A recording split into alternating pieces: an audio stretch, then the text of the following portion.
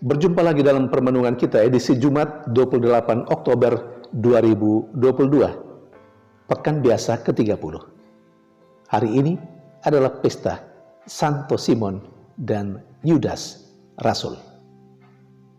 Bacaan-bacaan liturgi hari ini, bacaan yang pertama dari surat Rasul Paulus kepada jemaat di Efesus, bab 2 ayat 19-22, dan bacaan Injil dari Injil Lukas, bab 6 ayat 12-19. Kedua bacaan liturgi hari ini berbicara tentang hal seputar Rasul. Bacaan yang pertama misalnya, Paulus menegaskan kepada jemaatnya di Efesus bahwa mereka sebagai orang yang percaya, mereka sebagai gereja dibangun di atas dasar para rasul yang kepalanya adalah Yesus Kristus. Itu berarti Paulus mau mengatakan kepada jemaatnya di Efesus bahwa apa yang diajarkan kepada mereka itu berasal dari apa yang sudah dihidupi dan dihayati dan apa yang diajarkan oleh para rasul sendiri. Ketika para rasul berbicara tentang Yesus, maka apa yang mereka bicarakan itu berdasarkan kesaksian hidup mereka. Karena mereka adalah saksi mata kehidupan Yesus. Orang yang hidup bersama dengan Yesus. Lalu apa artinya untuk kita saat ini? Sebagai orang yang percaya kepada Kristus, sebagai gereja. Kata-kata Rasul Paulus kepada jemaatnya di Efesus bahwa mereka dibangun atas dasar para rasul, bagi kita saat ini juga artinya sama. Artinya apa yang diajarkan dalam gereja, terutama dalam gereja Katolik saat ini, adalah hal-hal yang dihidupi, hal-hal yang sudah dihayati terlebih dahulu oleh para rasul dahulu kala. Hal-hal yang mereka alami sendiri ketika mereka hidup bersama dengan Yesus. Maka jangan pernah meragukan apa yang diajarkan oleh gereja kita saat ini, semuanya berasal dari apa yang sudah pernah dihayati dan dihidupi oleh para rasul dahulu kala. Hal yang lain misalnya untuk kita saat ini, kalau kita mau memahami kata-kata Rasul Paulus, kamu dibangun atas dasar para rasul, kita harus pahami dengan cara seperti ini juga. Sifat gereja itu ada 4. Salah satu dari sifat gereja itu adalah apostolik.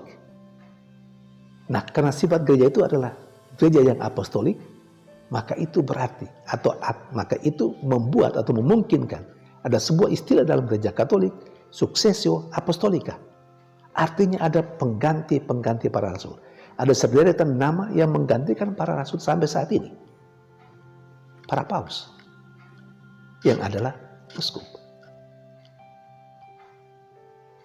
Saudari dan saudara yang terkasih,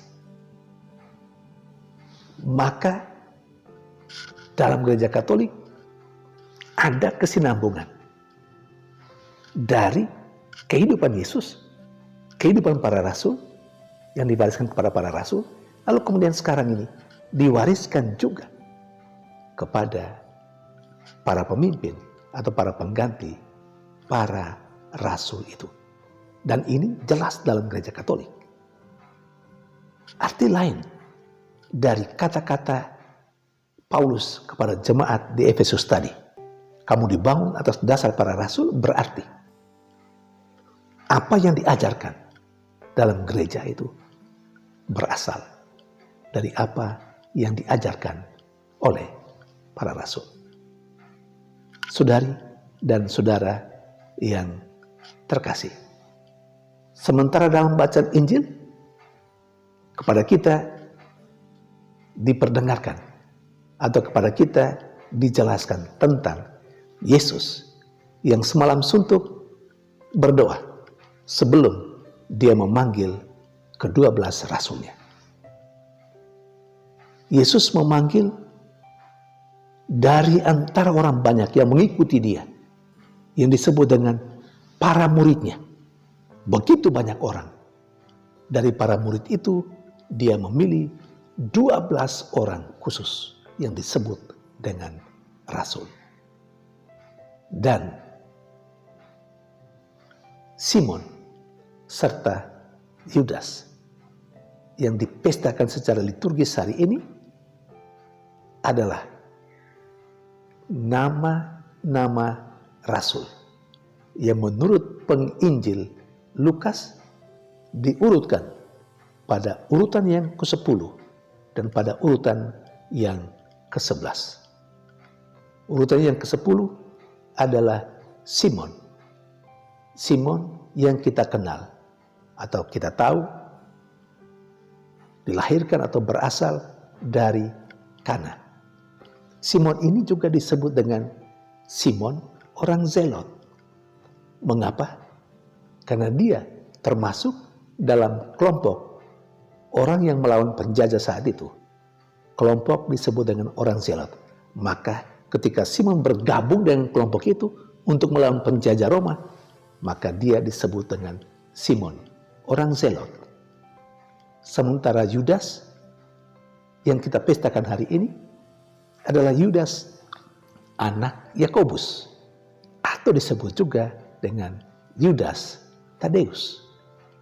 Yudas Tadeus inilah yang salah satu suratnya ada di dalam Perjanjian Lama, di mana dia menentang atau suratnya itu ditujukan secara khusus kepada orang-orang yang mau keluar dari Yudaisme, dan dia menentang aliran-aliran yang sesat. Dan di dalam suratnya itu dia mau membangun bagaimana menata kehidupan moral yang baik.